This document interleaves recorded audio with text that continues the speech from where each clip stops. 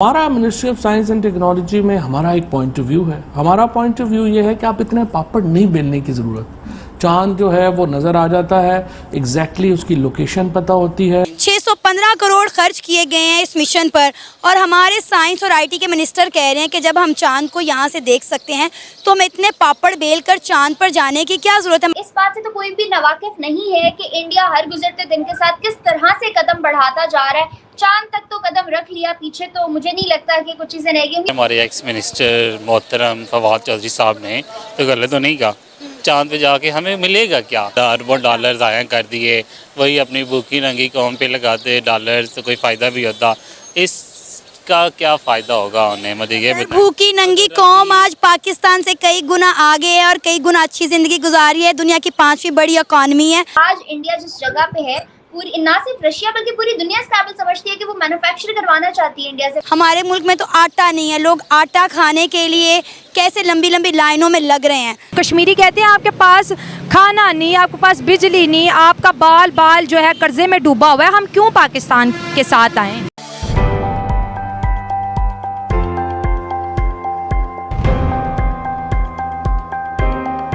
नमस्कार दोस्तों, स्वागत है आपका हमारा YouTube चैनल पे। दोस्तों, भारत ने जो चंद्रयान 3 मिशन लॉन्च किया था, उसके ऊपर पाकिस्तान के ex information minister Fawad Chaudhry का एक स्टेटमेंट आया है। उनका कहना है कि पाकिस्तान को इतनी पापड़ बेलने की जरूरत नहीं है।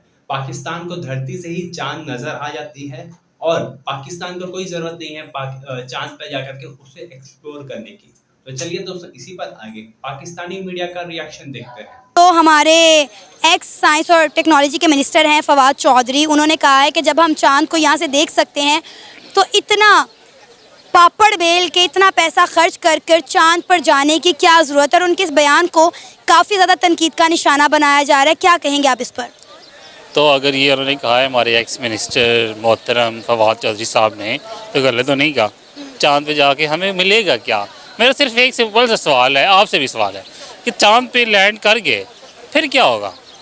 सर, मेरा ख्याल है बहुत सारे इस तरह के एक्सपेरिमेंट करने से, बहुत सारी नई चीज़ें डिस्कवर करने से आवाम को फ़ायदा होता है। डाटा कोडिंग में कहीं ना कहीं ये मदद करेगा, लोगों के लिए रोज़गार के जो हैं वो मौके खुलेंगे, आवाम को इसका फ़ायदा होगा किसी ना किसी तरीके से। चांद पे जाने से कौन से रोज़गार के मौके मिलेंगे? चांद पे लैंड करने से क्या आम आवाम को क्या मिलेगा?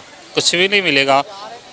पैसे ज़ाया करने वाली बात है, इसलिए तो हम उस तरफ जाते ही नहीं है कि जैसे कोई फ़ायदा ही ना हो। सर, हमारे पास पैसा होगा तो हम एक्सपेरिमेंट करेंगे ना। पहली बात तो ये है कि हमारे पास पैसा नहीं है, इसलिए हम एक्सपेरिमेंट करते नहीं। अभी IMF ने हमें कर्जा दिया है तो हमने 40 करोड़ पे लगा दिए हैं एक झंडे को बनाने के लिए कि 14 अगस्त को हमने बॉर्डर पर इंडिया से ऊँटा झंडा लगाना है और उसकी जो कीमत लग रही है, जो उस पर कॉस्ट लग रही है, वो 40 करोड़ है। आप मुझे बताएं, चलें चंद्रयान 3 पर लगाए हुए पैसे आप कह रहे हैं वो फजूल हैं, उसका आवाम को फ़ायदा नहीं है, तो ये 40 करोड़ जो आप एक झंडे पे लगा रहे हैं इसका आवाम को क्या फ़ायदा है? फजूल है, मैं थोड़ी इसकी हक में हूँ। ये 40 करोड़ को झंडा लगाने से क्या मिल जाएगा? कुछ अरसे में वो नीचे ज़मीन पे गिरा हुआ मिलेगा, लोग उसके पाँव रख के गुजरते हुए मिलेंगे। ये भी फजूल है। हमारे हुक्मरानों की प्रायोरिटीज़ ही गलत हैं। ये सिंसियर आवाम के साथ होते तो हमें ये ज़रूरत पड़ती कि हम IMF के तल्ले में कर ले होते। इन्होंने आज तक अपनी आवाम के लिए कुछ किया हो आज तक, या इंडस्ट्री लगाई हो, इंडस्ट्रियलिस्ट को सहूलत दी हो, तो कुछ हो ना। इन्वेस्टर्स के लिए साजगार माहौल क्रिएट किए ही नहीं किया। इन्वेस्टमेंट नहीं आई, इन्वेस्टमेंट ही नहीं आएगी तो आम आवाम को क्या मिलेगा? हमारी प्रायोरिटीज़ गलत हैं, हुक्मरानों की प्रायोरिटीज़ गलत हैं। मैं इसको भी कंडेम करूँगा कि ये भी गलत कर रहे हैं। जो इंडिया ने किया वो भी किसी सूरत। सर, इंडिया के साइंस और टेक्नोलॉजी के निज़ाम ने इंडिया की इकॉनमी को कितना बूस्ट दिलवाया है। आप अब पाकिस्तान में साइंस और IT का मुझे बता दें क्या स्कोप है? यहाँ पे कोई सॉफ्टवेयर इंजीनियर जॉब करने को तैयार नहीं। पहली बात तो यहाँ पे नौकरियाँ हैं नहीं, और जो नौकरियाँ मिलती, जितनी सैलरी हैं, सारे सॉफ्टवेयर इंजीनियर उठ के बाहर चलेंगे कि हम बाहर अमेरिका में, UK में, दुबई में जाके नौकरियाँ कर लें। ओके, अभी भी आप सॉफ्टवेयर हाउस के चक्कर लगाए ना। आपने कहा है कि सैलरियाँ नहीं हैं। सबसे ज़्यादा सैलरीज वो ले रहे होते हैं सॉफ्टवेयर हाउस वाले। सबसे ज़्यादा पैसा पाकिस्तान में उन्हें मिल रहा है, इवन कि CA वालों से ज़्यादा पैसा उनको मिल रहा है, सॉफ्टवेयर वालों को। और इंडिया का आप कह रहे हैं कि IT में क्या, IT में ऐसा क्या बना लिया? कोई एक ऐप बताएं मुझे जो इंडिया की चल रही हो। वो ट्विटर, YouTube, फेसबुक, लिंक्डइन हो गया सारा, ये किसका है? इंडिया ने बनाया हुआ। सर, आप नहीं मानते कि इंडिया ने IT के निज़ाम में? मुझे ये समझ नहीं आता कि इंडिया IT में कोई एक मुझे प्रोडक्ट ही बता दे, IT प्रोडक्ट जो इंडिया का हो। सर यूपीआई डिजिटल ट्रांजैक्शन में इंडिया देखें आज कितना आगे निकला है। आप मुझे बताएं। अपने अंदर ही रखी है ना यूपीआई। नहीं सर, डिफरेंट कंट्रीज में भी यूज हो रही है। यूज नहीं हो रही, हो रही इंडिया है। के अलावा कहीं यूज नहीं हो रही यूपीआई। अब आप देखें कि डिजिटल करेंसी का पाकिस्तान में कोई स्कोप ही नहीं है, लोगों को पता ही नहीं डिजिटल करेंसी है क्या। तो डिजिटल करेंसी में यहाँ के वहाँ ने इन्वेस्टमेंट किए तो था, वो पता नहीं क्या क्या नाम था उसका, क्या कहते हैं डिजिटल करेंसी, वो सिक्के क्या कहेंगे ऐसे, मुझे तो नाम ही भूल गया। उल्टा नुकसान ही हुआ, हमने खुद इन्वेस्टमेंट की थी उसमें, हमें भी क्रिप्टो करेंसी सॉरी, हमने खुद इन्वेस्टमेंट की थी, 1000 रुपये लगाए थे, हमें भी नुकसान हो गया।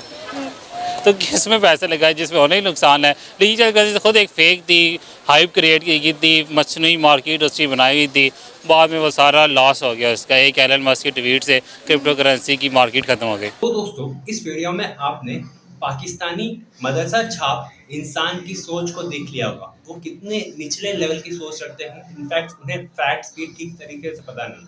पहले उनका कहना है कि चांद पर जा करके कोई भी कुछ भी नहीं पा सकता है और ये वेस्ट ऑफ मनी है। तो पहली बात, चांद पर जाने से भारत काफी सारे मिनरल्स और वाटर की खोज कर रहा है, जिससे ह्यूमंस आगे जा करके चांद पर रह सकते हैं। और इसके साथ साथ कुछ स्टडीज में ये पता चला था कि चांद में जो मिनरल्स मिलते हैं उससे इलेक्ट्रिसिटी जनरेट हो सकती है और कई सारे पावर प्लांट्स बन सकते हैं भारत में और पूरी दुनिया भर में। इससे भारत के चांद पर जाने से सिर्फ भारत को ही नहीं, भारत के अलावा बाकी दुनिया भर के लोगों को काफी ज्यादा फायदा होने वाली है। और दोस्तों, दूसरी बात इसने कही है कि भारत ने कोई भी ऐप नहीं बनाया है अपना खुद का। तो भारत ने अनगिनत ऐप्स बनाए हैं, जैसे कि फ्लिपकार्ट, मिंत्रा और इस तरह के कई सारे ऐप्स, जो कि भारत ने बेच करके काफी मिलियंस ऑफ डॉलर्स भी कमाया है दुनिया भर में से। और भारत को नेक्स्ट सिलिकॉन हब भी कहा जाता है, भारत की सिटी बेंगलुरु को, क्योंकि वहां से काफी सारे बड़े बड़े स्टार्टअप्स निकल के आ रहे हैं आईटी फील्ड में। और दोस्तों, इसने कहा कि क्रिप्टो करेंसी एक डिजिटल करेंसी है। नहीं, भारत ने वो क्रिप्टो करेंसी पे काम नहीं कर रहा है। भारत अपना खुद का एक डिजिटल पेमेंट सिस्टम ऐप बनाया है यूपीआई, जिससे भारत के हर एक आदमी बड़े से बड़े ट्रांजैक्शंस कर सकता है यूपीआई के जरिए। और अब ये यूपीआई से भारत में ही नहीं, पूरी दुनिया भर में चल रही है। तो दोस्तों, इस वीडियो में इतना ही। मुलाकात होगी आपसे अगली वीडियो में। जय हिंद, जय भारत।